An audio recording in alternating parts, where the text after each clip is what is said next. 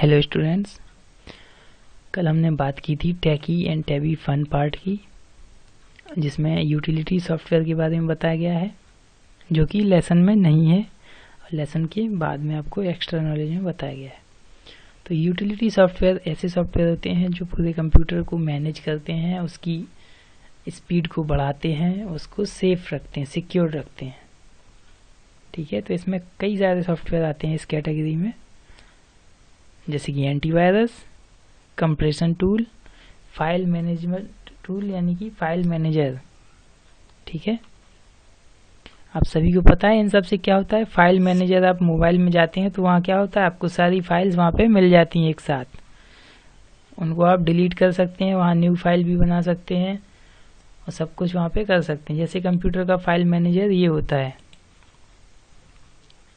ठीक है स्टूडेंट्स, जैसे कि ये है, तो यहाँ पे बहुत सारे फोल्डर्स हैं और इसमें आप चीज़ें नई फोल्डर भी बना सकते हैं और नई चीज़ों को यहाँ पे सेव कर सकते हैं। तो ये होता है फाइल मैनेजर, ये है। ठीक है, इसी तरह से मोबाइल में भी होता है। एंटीवायरस जो वायरस को हटाता है और हमारे कंप्यूटर की स्पीड को बढ़ाता है। डिस्क मैनेजमेंट टूल्स यानी कि जहाँ से हम कंप्यूटर की सारी मेमोरी को डिलीट करते हैं या मोबाइल की मेमोरी को जहाँ से फॉर्मेट करते हैं, वो सारी चीज़ें क्या होती हैं, डिस्क मैनेजमेंट टूल्स होते हैं। ठीक है, नेक्स्ट है अपडेटिंग डिवाइस ड्राइवर्स।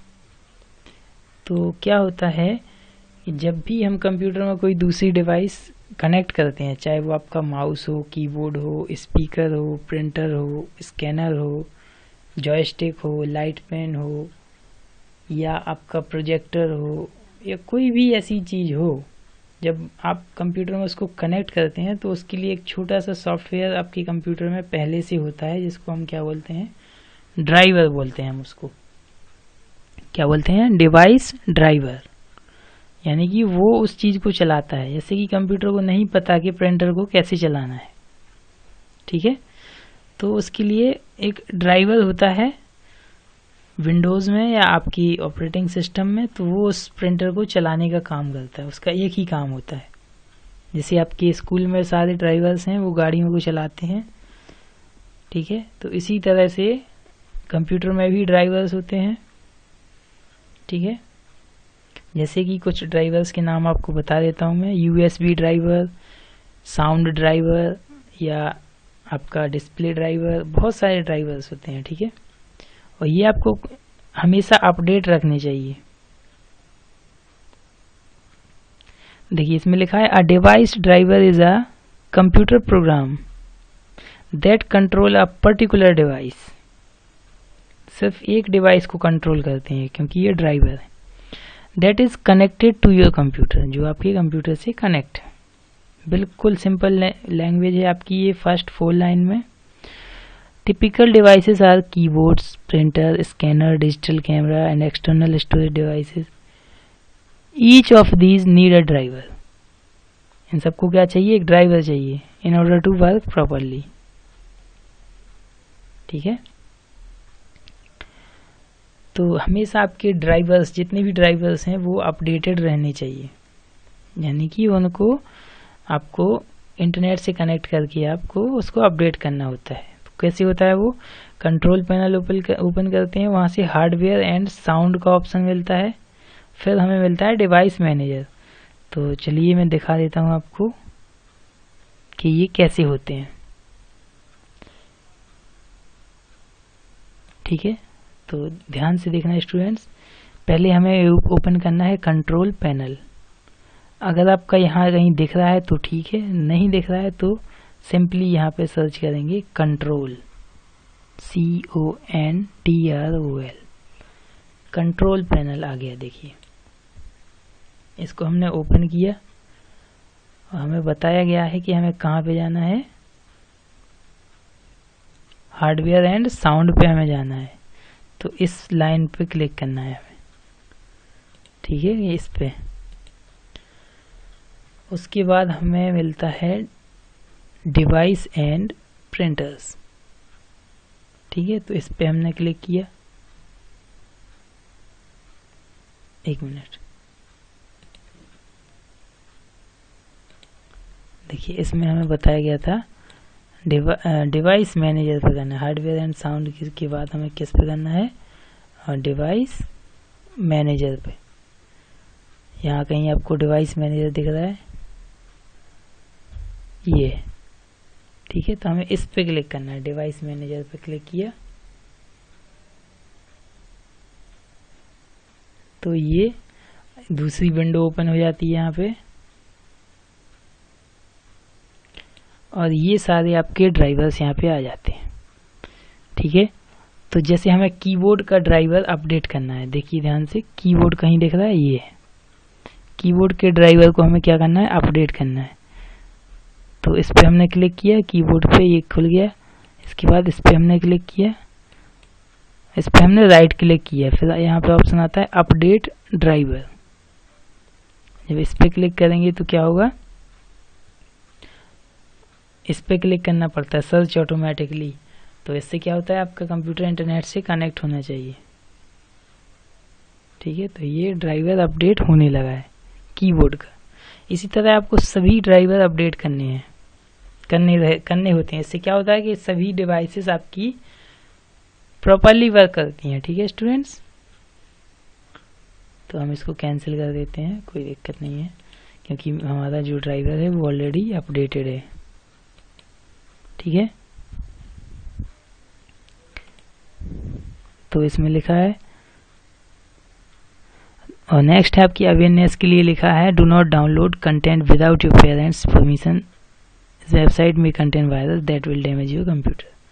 कई बार होता है आप वेबसाइट से कुछ ना कुछ डाउनलोड कर लेते हैं और हो सकता है उसमें वायरस हो, आपको नॉलेज ना हो, तो आपके कंप्यूटर को डिस्ट्रॉय कर सकता है, उसकी सारी फाइल्स को हटा सकता है।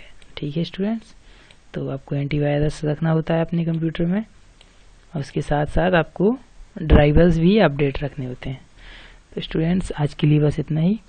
उसके बाद आपकी जो क्लास एक्टिविटी है इसको आप करेंगे। ठीक है, इसके जो आंसर्स हैं इसके नीचे दिए हुए हैं, इनको आपको फिलअप करना है और इसको सेंड करना है इवनिंग तक। ठीक है, इसके बाद आपको ये रिकॉल पढ़ लेना है खुद से, जो हमने लेसन में पढ़ा है वो रिकॉल इसमें मिल जाएगा आपको सब कुछ। उसके बाद आती है बुक एक्सरसाइज। तो बुक एक्सरसाइज आपको खुद से फिलअप करनी है, और ये मैंने कल भी आपको बताया था फिलअप करने के लिए, लेकिन जिनने कर लिया है वो अच्छी बात है, और जिन्होंने नहीं किया है वो लोग इसको एक बार समझ लीजिए। मैं आपको आंसर्स बताता हूँ। इसमें फर्स्ट है, which language is also known as programming language. तो इसका सही आंसर है कंप्यूटर लैंग्वेज, क्योंकि कंप्यूटर लैंग्वेज को हम प्रोग्रामिंग लैंग्वेज भी कहते हैं। Question number 2, machine language consist of binary digits.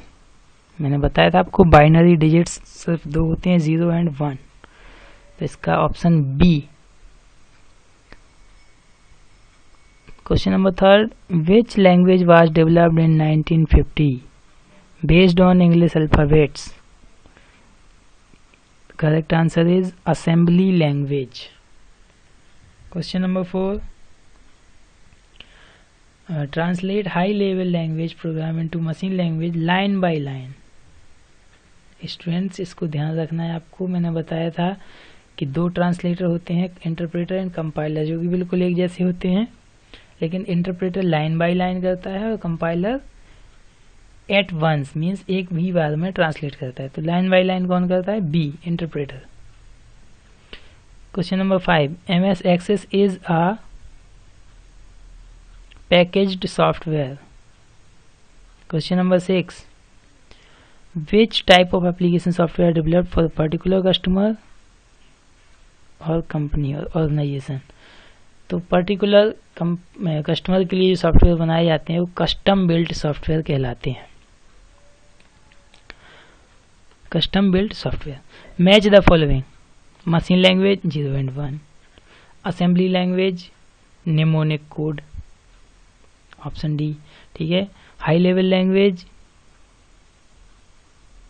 High level language क्या है, C++, compiler convert high level language to machine language. 5th generation language कौन सी है? प्रोलॉग। ठीक है, मैचिंग कर लेना। Take the correct answer. 1 and 2 are called binary digits. False, क्योंकि 1 and 0 होता है वो। 1 and 2 are not called binary digits. ये फॉल्स है first. Second, machine language is also known as the low level language. Yes, it's true. Machine language को हम लो level language कहते हैं, फर्स्ट जनरेशन लैंग्वेज भी कहते हैं और बाइनरी लैंग्वेज भी कहते हैं। Third, compiler translate line by line. False. Compiler line by line नहीं करता है। लाइन बाय लाइन कौन करता है? इंटरप्रेटर।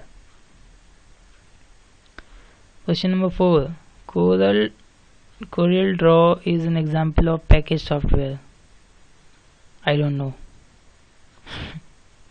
तो इसको देख लेना, अगर पैकेज सॉफ्टवेयर की एग्जाम्पल में लिखा है तो सही है, अदरवाइज नहीं है। हम देख लेते हैं इसको पैकेज्ड सॉफ्टवेयर में।